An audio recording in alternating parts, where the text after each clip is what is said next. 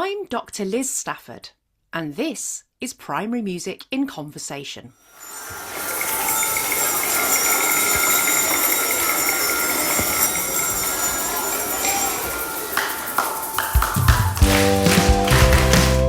My guest for this episode is Rebecca Robertson from Meoncross School.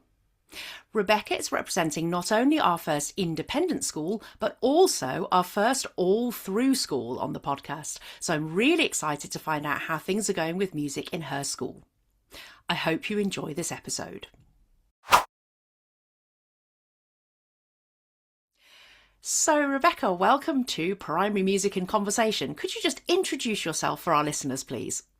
Yep, sure. I'm Rebecca Robertson and I work at Meoncross School in Stubbington, which is an all-through independent school.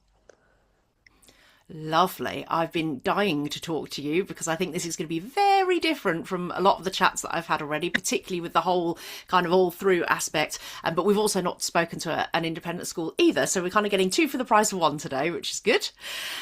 So talk me through how music is organised in your school. I presume you're not teaching all of the music to every single child because that would be like a 24-hour a day job. Yeah, well, I teach everybody from Key Stage 2, 3 and 4. And then we have another lovely music teacher, Mrs. Allen, who teaches EYFS and Key Stage 1. Brilliant. And what's the sort of rationale behind kind of splitting it up in that way so that you've got kind of, you're straddling primary and secondary? For me, that's one of the things I love most about my job, really, is to be able to, travel with the pupils through Key Stage 2 into Key Stage 3 and 4, because those kind of relationships that you build from going from primary to secondary, and you know exactly where they are going into seniors. So for me, that's my favourite thing about teaching music at this particular school, is that I get to teach them throughout the whole of their primary and secondary education. Mm-hmm. We, where I am in the Midlands, we have some middle schools in some of the authorities here, and so like it's not unusual to me to hear of people who are teaching Key Stage 2 and Key Stage 3, and whenever you talk to those kind of teachers, they mention exactly like you've just said, like how it's good to be able to kind of take them through that journey. And also, I guess there's more in common between Key Stage 2 and Key Stage 3 in a way than there is between Key Stage 1 and Key Stage 2. I think that's a bigger jump between 1 and 2 than it is between 2 and 3 myself.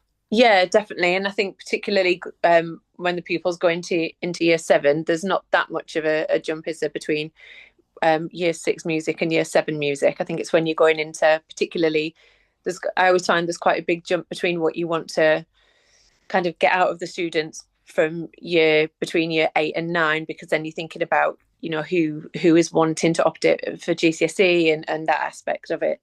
But yeah, between year 6 and 7, I think the particularly our school, I think it's quite smooth as the transition into seniors. Mm-hmm. And do you have other students joining you in year 7 as well?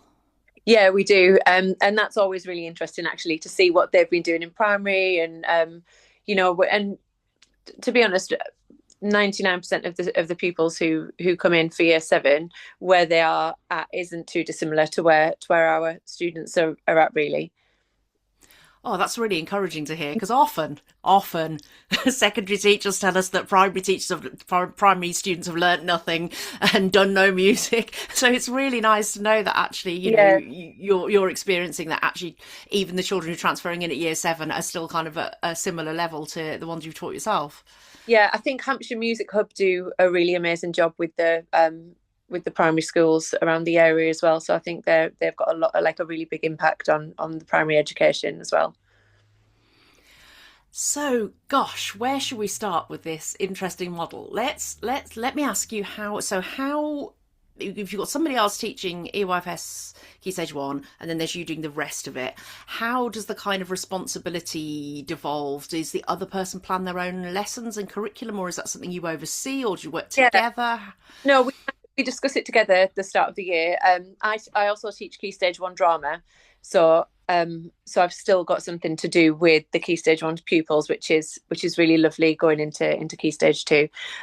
But myself and Alana, who teaches Key Stage 1, we'll sit down at the beginning of the term and kind of plan out like what we want to get through in the year, and the different productions and performances that we do, because we do put on quite a lot of not only termly performances, but full productions and lots of nativities and Christingles and things, which is what we're what we're in the midst of at the minute. But yeah, we've been really working hard the last few years of trying to kind of increase the knowledge of music theory, really, but still embedding it so it's really practical. But so when they are coming up into Key Stage 3, that they've got more of a solid grasp on theory than we have in recent years, really. Because what I'm personally trying to do is to get more pupils opted in for music at Key Stage 4. Mm-hmm. So from thinking about my Key Stage 2 pupils, the more I can get them engaged in music and that like love of music in Key Stage 2, that definitely filters through into Key Stage 3 and 4. I found my first year at this school was 4 years ago. So like my current year 9s were my year 6 class. And what I found this year is that there's lots more pupils in Key Stage in year 9 opting to take music next year at Key Stage for Key Stage 4. And I definitely think that's something to do with how we've kind of built that curriculum and like built those relationships up. And so I'm really pleased with the numbers coming in for Key Stage 4 this year. I think it's sometimes tricky at definitely smaller independent schools, because the numbers are always going to be pretty low for your GCSE classes when you're thinking about what percentage of a year group normally takes music. So quite often you've got a group of, if you've got a 2-form entry, if you've got 40 students in the whole year group, then the likelihood of you getting a class of say 10 is very, very slim, isn't it? So quite often we get like classes of 3 and 4 taking music as GCSE. So I'm really looking at trying to ways to really push that in for the next few years. But this year it seems to have worked, because I think I've got a class of maybe 8 or 9 this year, which I'm amazed at. Well, so yeah. So I guess the curriculum, is that kind of influenced by your own kind of musical background? Because I know you do a lot of other musical stuff outside of school, and when we spoke briefly before this recording, we talked about singing and musical theatre and stuff. Is that stuff that kind of makes an appearance in your curriculum? Oh yes, yeah, definitely. So I also run cantando choirs. So I've got a 50-piece female voice choir and a 20-piece male choir, mantando. And so singing is actually a really big aspect of school life at Meoncross. So we do a lower school singing assembly and an upper school singing assembly every week. But we've really worked hard on kind of pushing the singing momentum, and to not feel so apprehensive about singing, and to normalize it a little bit. So we do some hymns and some carols, particularly when it comes up to Christmas for the church services and things. But generally, I do for both my Key Stage, well, both for lower school and upper school, the pupils will choose the songs that we do in singing assembly. So in upper school, we do it in houses. So the house captain of Dreadnought House will choose 3 songs one week that the whole school will sing, and then the following week Warrior House will, obviously I vet the songs first and maybe adapt some lyrics here and there, but and we lots of rewards for people who are really putting everything into the singing, and like house point challenges and things like that to but they the majority wise, they at first, when we first started doing it, it was you could see the kind of look of shock on their faces of what we were asking to do. But we've done it every week for a few years now, and they know exactly what to expect. And everybody and the teachers get into it, and it's just a really lovely way to start the day singing. And that's the same with both my lower school and upper school. We've got 2 really big school choirs now. So we've got I've got about 40 in my upper school choir and about 30 in my lower school, which is built up from having 2 or 3 people wanting to do it originally. So, singing is, I think singing as well in music is such a, singing just brings joy, doesn't it, to people? Nobody sings and then thinks, oh, I feel much worse for singing. I think there should be a real emphasis on singing, and what in my choirs, you don't have to audition or anything for them, but I would rather I'd rather have a big choir of everybody who would really love to sing. Really, I don't believe in people who, I absolutely despise it when people say that child can't sing, or because there's no such thing. And no matter whether you are the most amazing singer in the world or whether you struggle with pitch a little bit, you still get the same joy, don't you, from partaking in singing exercises and things, and singing songs. So yeah, so singing is a really big aspect of my teaching. I do tend to, quite often at the end of lessons, I'll just put a random song that I know is popular at the time, and then just get everybody to just have a good, belt it out and just have a good sing, and not be worried what the person next to them is singing, or not be worried really what they sound like as such, but just to kind of get that joy, just to finish the lesson, blast out a song, and then leave feeling, really enthused, and feeling like you're looking forward to coming back to music next week. I think some people might be quite surprised by that idea of like the kind of non-audition, it's very inclusive. And I think perhaps when people think about independent schools, they think about kind of things being very competitive and everybody having to be sort of excel at everything and get picked for things. And it sounds like you've deliberately gone in the other direction and just included everybody. Yeah, definitely. And for some things, obviously, like when we do the productions and the musicals, and they are obviously, you audition for a part, but ensemble wise, anybody who wants to be involved, we want involved, because the more pupils that do it, the better your department is, isn't it? And the stronger your department is. And so yeah, I mean, that's literally the only thing we audition for is the principal roles in productions. And how do your productions work? Do you do separate productions for upper and lower school, or are you all together? Or well, we did 2 years ago. We did a whole school production of Zeusical, which was so it was compulsory for everybody from year 3 to year 8. So it was, I mean, it was chaos, but it was a good. But the end result was amazing, to have that many pupils all working towards the same thing. And it was really nice in that, every lesson for the term, you worked with the whole of year 5 on a certain scene, then the whole of year 6 on a certain scene, and then at the end it was kind of slotting together along with obviously the main character, your principal roles and things. Last year we did for upper school, I did like a musical theatre cabaret, and that was just anybody who wanted to be involved would then come to the rehearsals. And then lower school, for the lower school productions, we have the whole of lower school involved every year. So I did it through the decades. So we looked at music from the 1950s through to noughties really. So we had boy bands and girl bands, and it was really fun. And it got to introduce the children to then like rock and roll, and looked a little bit at the Beatles and that type of thing. This year we're doing upper school are doing Addams Family, which I've never put that's one I've never put on before, so I'm quite looking forward to doing a new one for me as well, to get to know the music. And again, that's going to be anybody that wants to be involved and auditioning for main characters and things. And then we will be doing a full production this year for lower school, but I haven't quite decided which one we're doing. That's my job. That's on my list this week of decided. But again, that'll be the whole of Key Stage 2 will be involved in that. And are you rehearsing for that like within your curriculum, or is it all separate stuff? Yeah, so the upper school is separate, so that'll be on lunchtimes and one evening after school. But lower school, from January, my curriculum time will then, and drama's curriculum time will then turn into rehearsals for the musical. Okay, so how do you kind of balance the rest of the curriculum around that then, knowing that that's kind of coming and going to kind of absorb a lot of your time?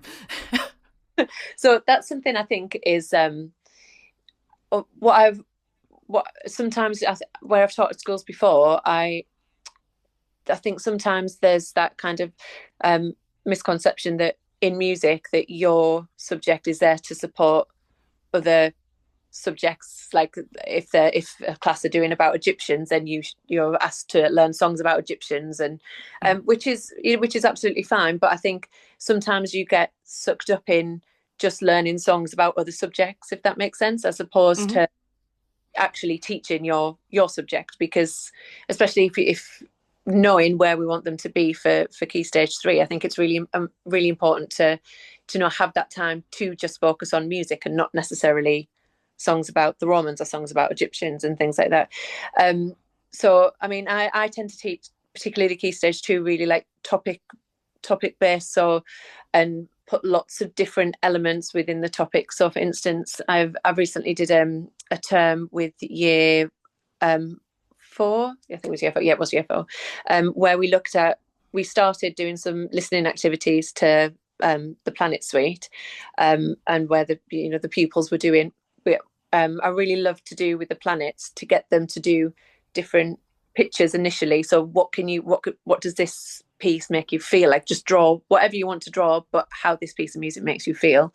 So each week we looked at a different planet. It's only as like a starter, 5-10 minutes at the beginning, and then we, as a whole class, we created like a soundscape. So we talked about planet Earth and what they liked about planet Earth, and if an alien came down and said, "What's this planet about?" Is that there? So it was like, I don't know, chocolate, football, PlayStation, and we were looking at rhythms, and in pairs they came up with their own little kind of ostinato beat for it. And then they spoke their words that they associated with planet Earth, and we spoke, about rhythm, we spoke about ostinatos and things like that. And then we recorded it into EduBandLab and layered everybody up. So that way they were getting a little bit of experience and with music tech. So we were like introduce the EduBandLab side of things. And then what they really like is when I pitch shift their voices to make them sound higher and lower, and then we can discuss like pitch and elements of music such as like pitch and dynamics and things like that. And then the second half of that topic, what we do is take it over to the keyboard, and they take the rhythm that they've done, but with notes from a pentatonic scale. So they're doing that little bit of composition as well. So it's like all the little aspects kind of pulling all together to create essentially a piece of music about planet Earth at the end of it, but in very little chunks with different elements of music put in there and then each term I then build on that by saying, right, well, last term when I showed you how we made your voice higher and lower, speaking about pitch and things. So I tend to do my Key Stage 2 curriculum as topics. So that was our kind of composing topic about planet Earth. And then obviously then the next term it'll be a completely different topic, but again kind of pulling in those same elements to really embed it and just build like building blocks each time. And that's the same with all my year groups, particularly in Key Stage 2. And do you find that you're kind of rotating that year on year, or are you one of these teachers who's like, oh, I'm going to do something completely different every single year and make things really hard for myself? Well, yes and no. I think whereas I think where the children going into the next year group as well, because you've obviously taught them in the previous one, I would adapt it dependent on the children in that group really. So I think some topics work better and some activities don't. They work better with some children than they do other. And if you know that maybe that's not going to work as well with that current year 5 as it did or year 4 as it did the previous one, then I would change it. I'd still want to get those same kind of principles in there, but I might change, what I want the end product to be, or not do it about planet Earth, for instance. So I would adapt it to make sense for that year group. So we've talked a lot about singing, and we're just starting to talk about composing. I'm just wondering about instruments and how they feature in your curriculum and your extracurricular activities as well. So we've got a really strong peripatetic music teams who come in to teach one-to-one instrumental lessons. Obviously, not all the children do instrumental lessons, but quite a lot of them do, particularly in lower school. We do really encourage performances with the instrumental teacher. So we'll do at the end. We've just had one this week actually. We've a tea time concert. So we do a lower school tea time concert and an upper school tea time concert, and that's for any child who wants to perform on their instrument. It doesn't matter if they've been learning it for 3 weeks, if they've been learning it for 5 years. They get up on stage and they're performing. It's a real it's kind of a real safe performance environment because it's only the children who are performing and their parents, and they know that it doesn't have to be it doesn't have to be perfect. It's wherever you are at, that's what you're going to perform. And it's really lovely seeing them throughout each term kind of get more confident and better and better and better at their instrument. And it's really lovely to see the support they have for each other as well performing. So obviously if the child is getting peripatetic lessons at school, then they perform. But I also encourage any child who isn't getting lessons, that maybe it's a song that we've learned in when we've been doing keyboard skills, or for just to get up on stage and show what skills you've been developing in music. But as a whole class, I do keyboard with them from year 3, whole class keyboard skills, and lots of kind of tuned percussion instruments, boom whackers, things like that. I have been looking. What I'd really love to do is we've got one of our brass teacher is quite keen to do some like smaller group ensembles and things. So I would really love to really develop more ensemble work with wood. We haven't got very many woodwind or brass players, but I think that was the hardest thing to get back after COVID, wasn't it? That side of things with building up your woodwind and your brass sections again. So that's something that I am really looking at pushing and developing within school. I think we've literally got one little boy who's learning the trombone. He played 7 Nation Army at the recent tea time concert, which was and then we've now got 3 woodwind players, all beginners. Or one older one who's grade 5. But I would absolutely love to have particularly a brass ensemble. Would be amazing to have a little brass band. So I don't play a brass instrument, so that's not something that I could deliver. But like I say, our woodwind teacher is really keen for our woodwind and brass teacher is really keen for that to happen. So I'm looking to maybe do I think sometimes the instrumental lessons, whether you do them in school or out school, they can be such a extra cost, can't they, for parents? And I think to be doing smaller ones where you can take the cost down a little bit, to be doing if in groups would be something that I would be looking at. But as a whole class, I do ukulele skills, guitar skills. I have to admit I'm not the best guitar player, but I can I can get by to teach it. But I think whole class instrumental playing is really important as well, and to be able to develop those ensemble skills.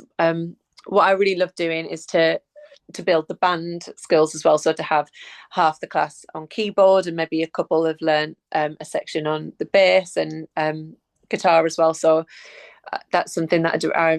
I don't do as much of that really as I would like to, because of I don't think the space that we've got doesn't lend itself to that as much as I would like it to. Mm-hmm. And do you, obviously technically we're meant to be talking about primary, but let's totally talk about GCSE. Do you find that the ones that are opting for GCSE are the ones who are kind of coming up through that peripatetic lessons, or are they a mixture of those and the ones that are just kind of learning with you? How's that all working? No, it's definitely people who have peripatetic lessons or have them outside of school, and that's something that I'm really looking. That's probably, I would say, my biggest aim is to try and make sure to make music a little bit more accessible for everybody at Key Stage 4, to get everybody to a stage where they could feel confident to take music as a GCSE. I've been really trying to get everybody. That's one of the reasons, to try and get everybody on keyboard straight away, really, from Key Stage 2, and hope that by the time that filters through to year 9 or to the end of year 9, that they're then in a position, whether they take instrumental lessons or not, that they would feel confident in their ability to be able to perform at a Key Stage 4 level. Mm-hmm. And just out of interest, you have a sixth form as well? No. Okay, so you're not taking them all the way through. You're getting them almost there. And do you happen to know if many of yours go on to do A-level music? Because obviously that qualification is kind of dying a slow, painful death nationwide at the moment. Yeah, I think the ones that have gone on to do it is at sixth form have done BTECs rather than A-levels. they're doing like the Tech Award and things like that. I mean, we don't do we don't offer like like a key stage 4 qualification in music tech, but we do music tech all the way through. I think one of our students last year wanted to do music technology at college, and he was obviously able to get onto the course and things. But I don't think I've had any in the past few years that have taken it as A level. Mm. I mean, that's just, just a perennial problem everywhere, really. And to be honest, always has been. I mean, people keep worrying about A level numbers going down, but like when I did my A level, which was a long time ago, there were two of us, and we were actually two from two completely different schools, neighbouring schools, and the only way they could run A level music was by joining up. So even then, way back in like 1990 something, there were still these issues then. So whether a review of the qualifications is in order to make that a bit more attractive or accessible, I don't know. Or maybe it's just one of those things, you've got very limited choices, haven't you, at A level? So, and if you've got a mind to doing something specific at university or a specific kind of career, and you've got to pick 3 subjects, if you're not going to be a musician or a music teacher, you've got to have quite a strong character to pick music just for the sake of it. And I think probably more so now than 10 years ago. I think that when pupils are leaving school, they're much more focused on they kind of know what they want to do. if you can see what I mean. And if it's like you say, if they just enjoy music but they don't want to take it as they don't want to follow it as a career path, if they're already having instrumental lessons outside of school, then I think they're just thinking, well, I'm gonna that's my music outlet. Carry on with the instrumental lessons and go through my grades, but not necessarily take it as an A level. Yeah, that's definitely something I've heard kind of anecdotally from a lot of secondary teachers for GCSE as well. It's like some of their strongest musicians, they don't pick it. And when you ask them, they're like, well, because I'm going to do my grade 8, so why do I need to do GCSE? And, I mean, we could unpick that, but they've kind of got a point in a way. Oh, I'm going to this episode's going to go out, I'm going to get cancelled immediately. But you can totally understand it. Same as those students who do things like lambda exams. Is GCSE drama something you need if you've already got a gold medal in speech and drama? So it's, I guess those are probably the only 2 subjects where that is ever really an issue, because we don't have other dance, I suppose, as well, a similar kind of thing. But I think generally dancers I think always generally want to do more dance no matter what, if you can see. So I think they do take it at GCSE just for because it's doing more of their passion, isn't it, as well? I don't know. I think dance is a little bit different in that respect, isn't it? Because I think dancers just want to dance as much as they can. Well, and there's so many different kind of qualifications for dance. So, a friend of mine's daughter's doing a dance degree at the moment, and she's got like qualifications in ballet and tap and modern and all these kind of other things. Which, whereas if you learn to play the saxophone, you just do the saxophone exams and that's kind of it. Unless you happen to be a multi-instrumentalist, you can't really replicate that sort of thing. Whereas it seems, for dancers, it seems to be much more of a thing to kind of diversify and do all the styles and all the grades and all the things you can manage. I mean, my son's school they do a BTEC in performing arts, but the music strand of it. So he's a drummer, so he's taken the BTEC in performing arts, but is doing like the music side of things. And I really love the way they run their qualification, and they at the end of every term they take them to a live music venue in Portsmouth and all the bands perform, and so it's like a real gig experience, and they're kind of constantly working towards, as a band, to constantly working towards performing at this live music venue, and their GCSE numbers seem to be well, not GCSE, but their key stage 4 numbers seem to kind of be really high, and which makes me go, oh, maybe like vocational is, I don't know, the route that the kids want to be taken, really. I don't know, but again, with independent schools, you couldn't really, especially small independent schools, and you couldn't run it in that way. But yeah, I mean, I obviously go to watch him at them, and the standard that they're getting from the pupils performing as bands it's like real solid performances throughout year 9, 10, and 11. So yeah, it's really, really great to see, actually, and great to see a real thriving music department. So bringing it back down to kind of little children, with your smaller children, do you ever get out and about with them? Do they ever kind of go and do performances or go and listen to anything in the community or anything like that with your lower school? Yeah, so we did actually this Saturday. We were in Stubbington, so we did Stubbington Light Switch On. So the choir performed as the choir, obviously. So they did all the carols and things, and it's great to. I really love getting it's that, seeing them perform after that kind of intense rehearsal period of me pulling them in at break times and everything, and to see them kind of go, oh, this is what it's for, and this is the end result, and this is how it feels to perform, especially in the community and in public. And I think it's that click, isn't it, with pupils, particularly little ones, where they go, oh, actually, I missed a few break times, but this is really good, and it makes them want to do it again and again. But yeah, I haven't taken them on any trips this year. I am planning on doing some trips. I'd quite like to take them to. I know the Bournemouth Symphony Orchestra do lots of the kind of free concerts, don't they? So I'm really looking to possibly do one of them this year. My upschool choir, I'm taking to see Wicked. I took them last year as a treat for all their hard work for me for the term. So I'm going to take them again this year.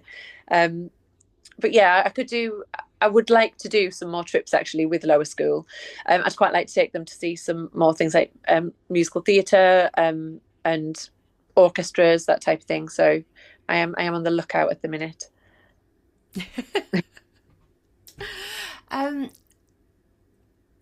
one of the things that struck me throughout this conversation actually is the kind of, as I did mention before, the kind of the inclusivity aspect, and the kind of, it sounds like everybody who wants to can get involved in some way. And I was just wondering, out of interest, what's your kind of intake like in terms of, do you have many children with additional needs, and are they kind of catered for within your curriculum as well? How's that all working in terms of your kind of demographic? Yeah, definitely. We do have children at school with additional needs. But again, I think music is one of those subjects, isn't it, where I think pupils with additional needs can, dependent on what it is, can like really thrive as well. And I absolutely love when a pupil comes in, particularly one who is maybe struggling in other areas of the curriculum, and feeling that actually music is something that they can get lots of joy from and really, really excel in as well. And I think I think a lot of it is building relationships, isn't it, with those children, and kind of knowing their, what their potential is, and seeing, as we do as teachers, seeing like above and beyond their additional needs, and know that they can achieve just as well as anybody else in the class. It's just maybe a different way of explaining it, or giving them the kind of building blocks that they need to get there. Mm-hmm. And in terms of kind of socio-economic stuff, I guess when you say independent school, people are going to assume that all of your parents are incredibly wealthy, and if their children want to be able to learn 85 different instruments at the same time, it's not going to be a problem. But how is that with your school demographic? Do you have children who maybe want to get more involved in the kind of extracurricular stuff and can't because of their socio-economic background, or how's that working? No, I don't. No, I don't think so. But I do think that a lot of the time, particularly in smaller independent schools, that's quite. I don't think it's very accurate to think that every family is, really wealthy, or it is a complete mixed bag. And I think we tend to get quite a lot of children who've come from like the state, from a state school, and maybe have been really bullied, or weren't supported in other ways, and have come for that kind of smaller class size, really. So I think it is, and I think in state schools as well, you've got that mix of, different different families from different backgrounds and things. So I think it's exactly the same in the independent sector, to be honest. It might be different in like really big independent schools, but particularly smaller ones. I think that's a little bit different, and I think that is a big kind of misconception about independent schools. Yeah, I agree. And actually, I'm one of those children who like went to a state school and then went to a small independent school myself. So yeah, my experience was, loads of real mix of Yeah, students, alongside myself. And I always thought, that I went to that independent school because it was Catholic and because my mum wanted me to go to a Catholic school. And then not long ago, she said to me, "Oh no, I just thought you weren't emotionally mature enough to go to a state school." I was like, "Oh, oh, thanks." I mean, I was a bit of a strange weirdo, to be honest. So, she probably made the right decision for the smaller class sizes and the slightly less scary atmosphere. But yes, that was a little bit of a shock. But yeah, I think I when I talk to other smaller independent schools, they say very, very, very similar things. It's just ordinary families, just a real mix, and people have loads of different reasons for choosing the independent sector for their yeah, children, and particularly I would say we're seeing a kind of bigger rise in people choosing independent for their children who do have additional needs, special educational needs, because it's such a mess in the state sector at the moment. yeah, So a school like yours sounds ideal for that, because you're yeah, being so inclusive and you're letting everybody get involved with everything. yeah, definitely. And music is a perfect way, isn't it, to include everybody, I think. And um, yeah, I think just for me, I want people to leave, or the pupils to leave my lesson feeling like they want to do music again next week, and it's that kind of building that kind of passion for the subject, isn't it? Um, and having fun. I want them to have fun in my lessons, but obviously while learning. Um, it should, I do think, music should be somewhere where they come and, can really express themselves as well, like, and get creative and enjoy music making, whether it be singing or instruments, or, drawing to sounds and that type of thing. And, pulling in the different kind of creative arts together. So you've got a lot going on already. What is on your wish list, or what are your future plans for developing the music in your school further? Um, for upper school or lower school or both? I mean, what at this stage, whatever you fancy. um, for well, across both, it would be to really develop, like I said, woodwind and brass. The take up of students who take that as instrumental lessons. To build my key stage four, so to get a nice, like, strong key stage four group like every year, and for pupils to feel like that they're able to take music. So it is, in fact, throughout the whole school, what I'd like is just for everybody to, to be constantly building on and developing their musical skills, and to feel to feel like they're able to feel like they can be as musical as they want to be, really. um I'd love for my choirs to keep on building. So currently, I think probably about half of the lower school are in lower school choir. I'd like so I'd like that to kind of continue and develop. The same with my upper school choir. Um, we've just entered an ISA competition for a cappella singing with lower school. So I'd really love to kind of push some more kind of competitions, maybe, and that type of thing within the Independent Schools Association. Yeah, to be honest, I feel like we are on from we're kind of going in the right direction. We're going in the direction that I was really hoping that we would start going in. So I'd like to just continue with that. I want the children to enjoy being musical and enjoy, the curriculum.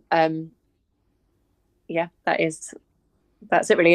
It's kind of that building that love of music that is essential. I want them to obviously learn music theory. I want them to build on their skills as instrumentalists and things. But my biggest thing is that they've got that passion and that love for music is what I would like them to leave Key Stage 2 or leave school with, really.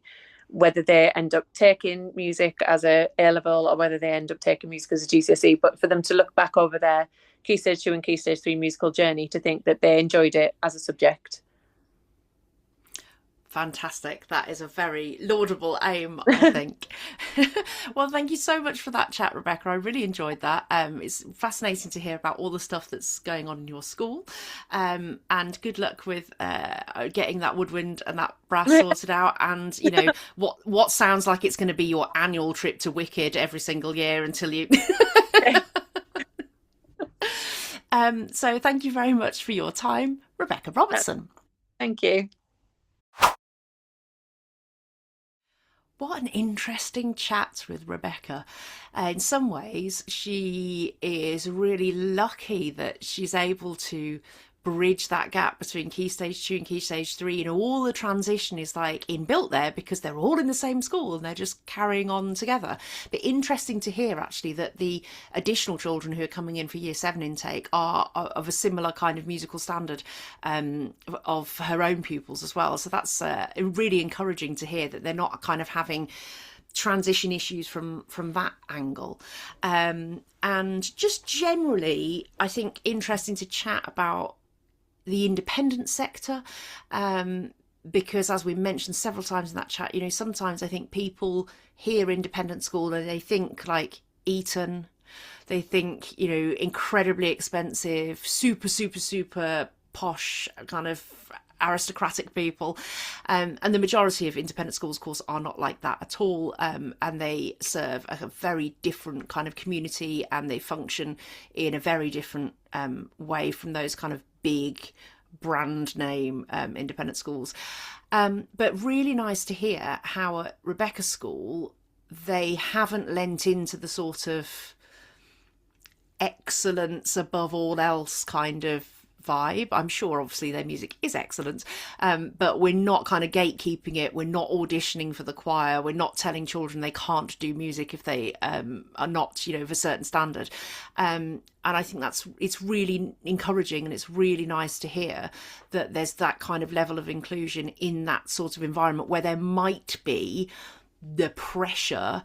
And certainly some of the other independent schools that I've spoken to and worked with do feel that pressure of kind of, we have to have excellent, high quality, incredibly kind of sort of super, super, super amazing music because it's a selling point, because that's how we're going to attract people in.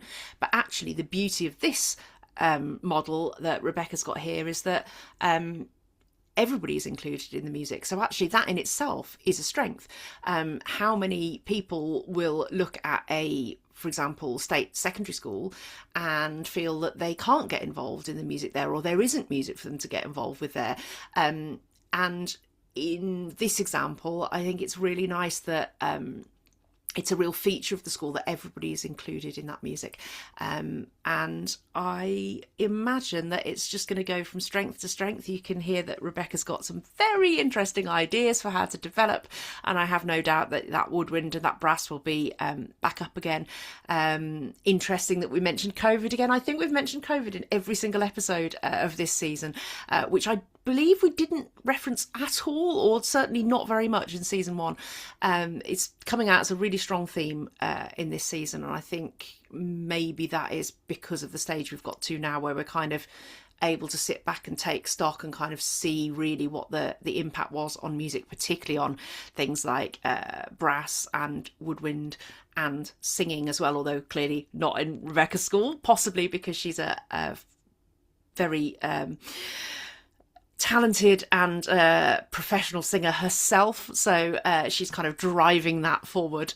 So not maybe having the issues there that perhaps other schools have had trying to get back from COVID with the singing, where they've got staff members who are maybe less confident and do not have the kind of level of skill or expertise to be able to kind of whip up the enthusiasm of all the children in the short space of time that Rebecca's been able to do.